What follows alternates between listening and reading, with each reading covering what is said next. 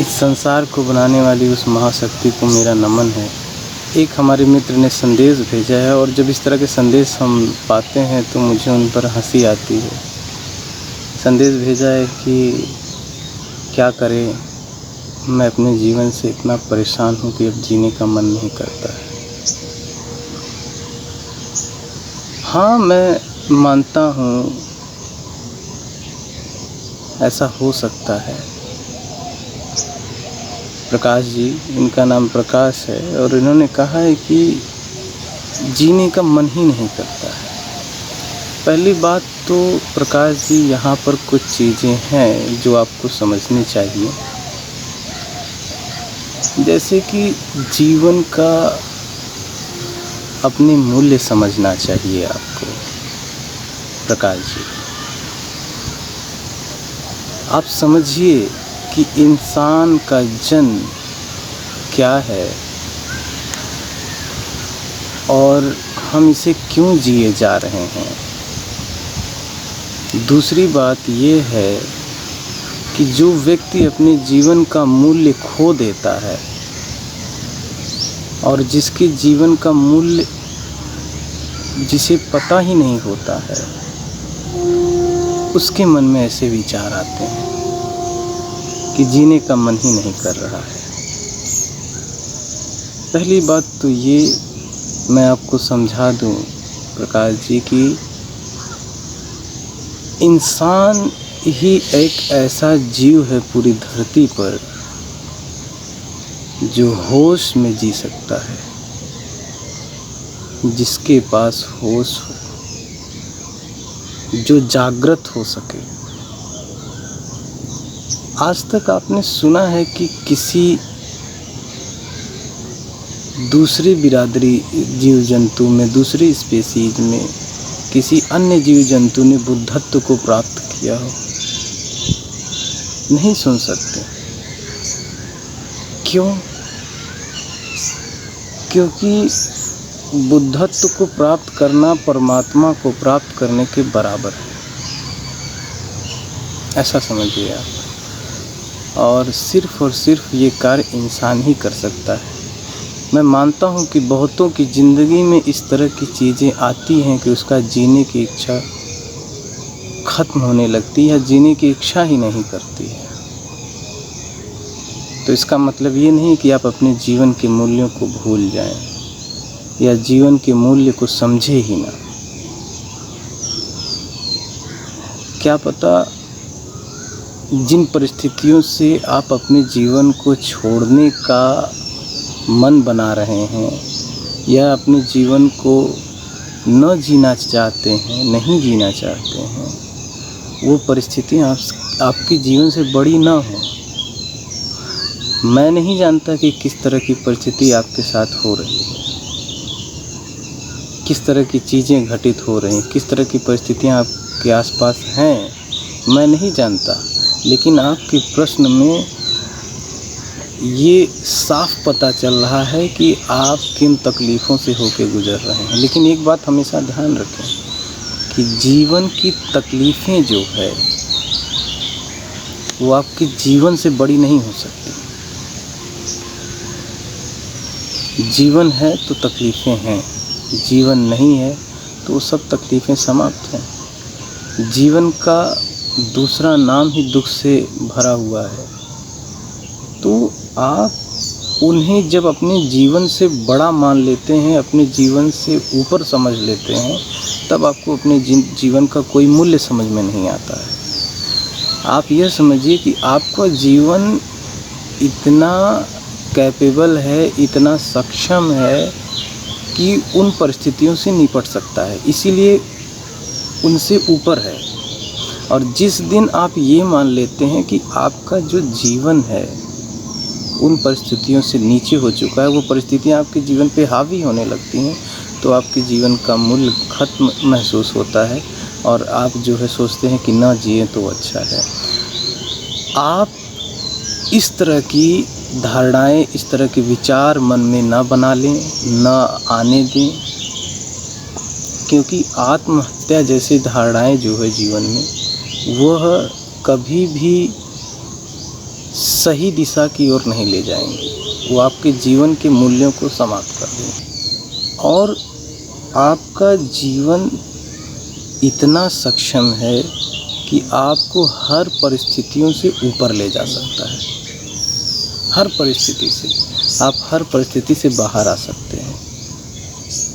किसी को जेल हो गई, किसी का अपना कोई मर गया, कोई कुछ खर्च कर रहा है, कोई कुछ पा ही नहीं रहा है, किसी का परिवार समाप्त हो गया। किसी भी परिस्थिति से बाहर आने के लिए आपका जीवन सक्षम है। आपका जीवन बहुमूल्य है, उसे समझिए। और ये सब परिस्थितियों के पार जाने वाली स्थिति होती है। जीवन की स्थिति इंसान ही होश में जी पाता है। अपने पूरे जीवन में इंसान ही एक ऐसा है जो होश में जीता है। दो तरह का होता है हमारा दिमाग, एक मन, एक अंतर्मन, एक माइंड, एक सबकॉन्शियस माइंड, एक चेतन मन, एक अचेतन मन।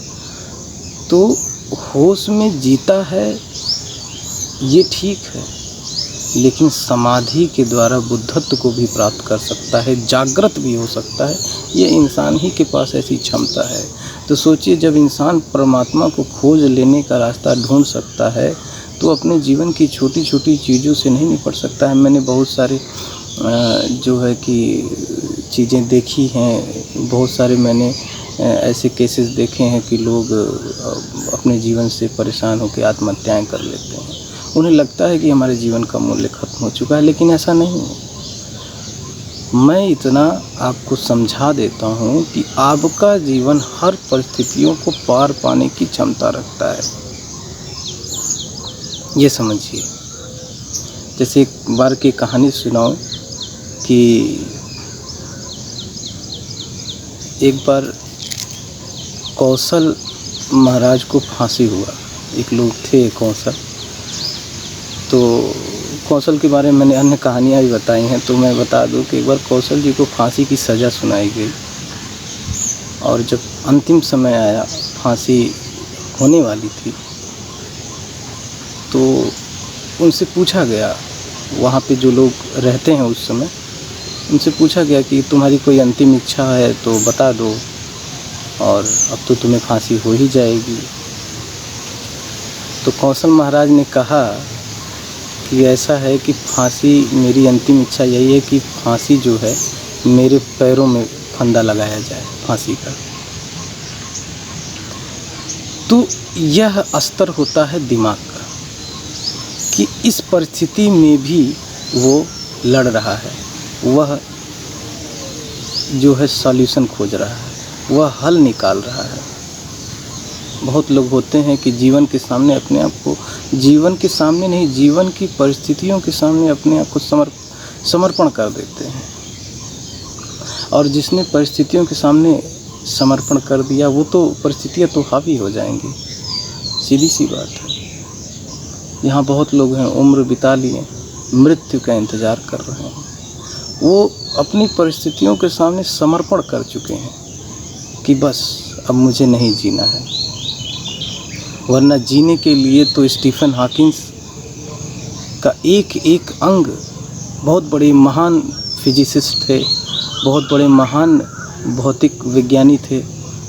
स्टीफन हॉकिंस को आप जानते भी होंगे, नहीं जानते होंगे तो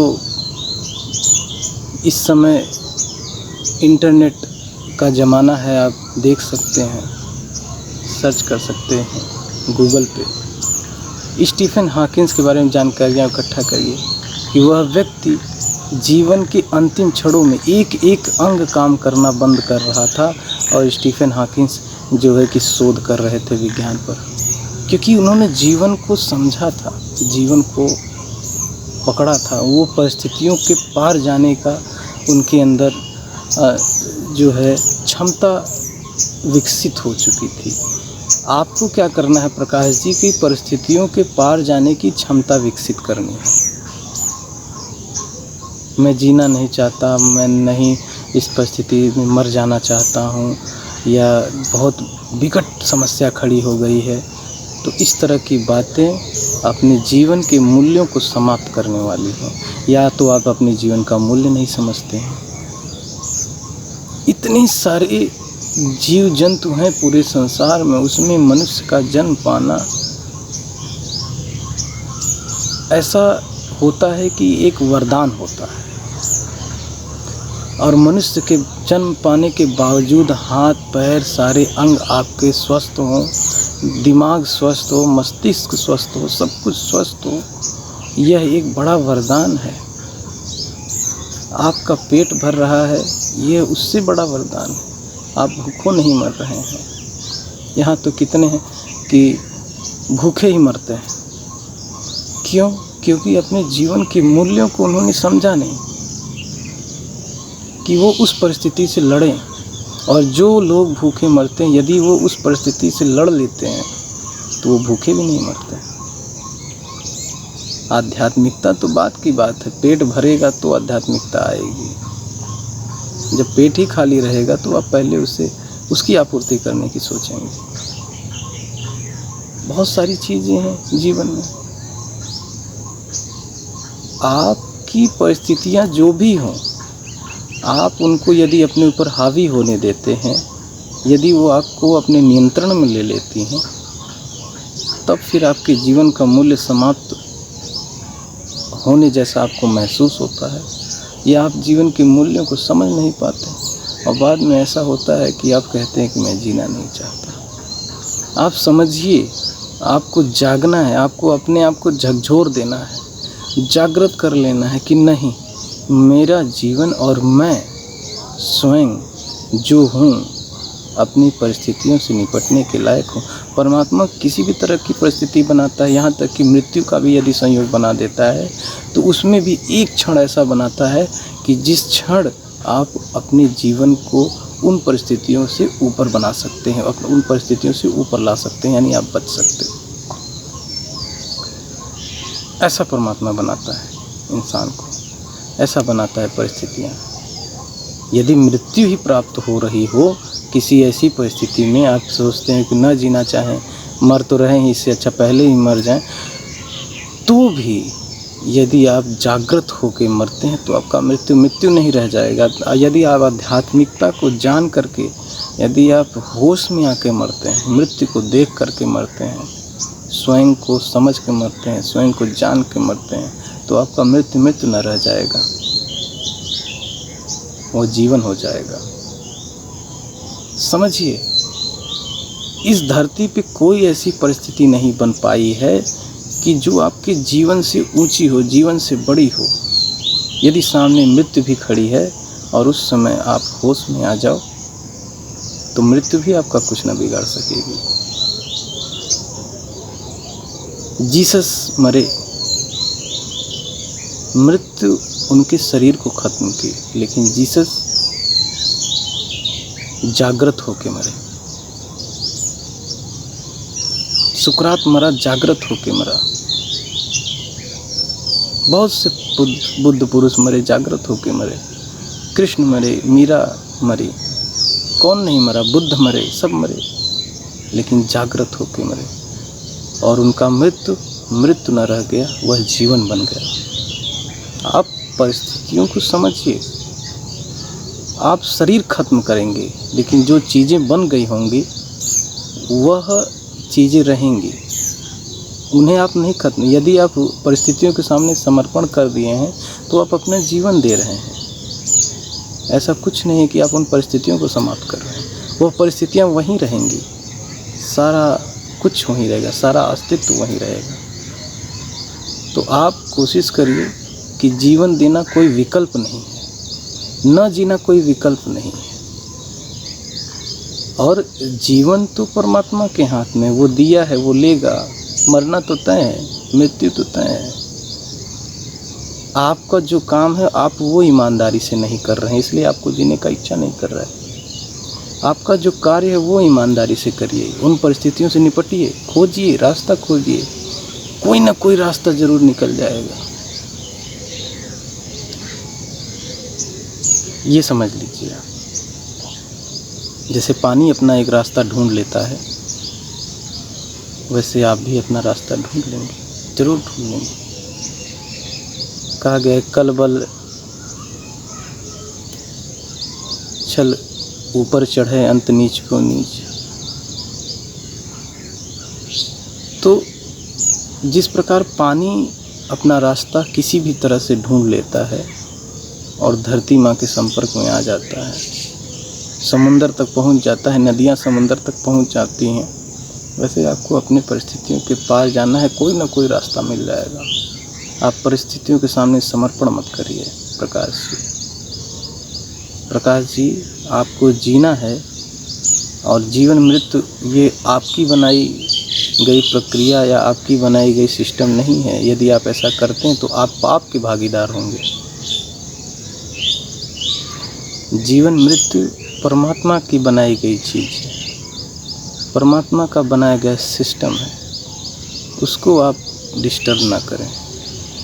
आप अपनी परिस्थितियों को बनाए हैं और उनसे निपट भी सकते हैं, उसका विकल्प ढूंढिए। जीना न जीना ये आप इसे अपने हाथ में ना लें, ये परमात्मा के हाथ में है। उसे जब ज़रूरत समझ में आएगी तो वो रास्ता बना लेगा। आपको जीना है, परिस्थितियों के पार जाना है, जीवन का मूल्य समझना है, समर्पण नहीं करना है। आपसे बढ़कर कोई चीज़ नहीं है जो आपने स्वयं से बनाई, जो स्वयं से खड़ी की है। वो सब आपके द्वारा ही बना है और आपके द्वारा ही मिटाया जा सकता है। आप जीतने के लिए, आप जागृत होने के लिए पैदा हुए हैं। इन परिस्थितियों को छोड़ के समर्पण करके भागने के लिए नहीं। आपको जागृत होना है, स्वयं को समझना है, जीवन मूल्यों को समझना है। आज के लिए मैं बस इतना ही आपको कहना चाहूँगा। समर्पण मत करिए, जागिए। बहुत बहुत धन्यवाद।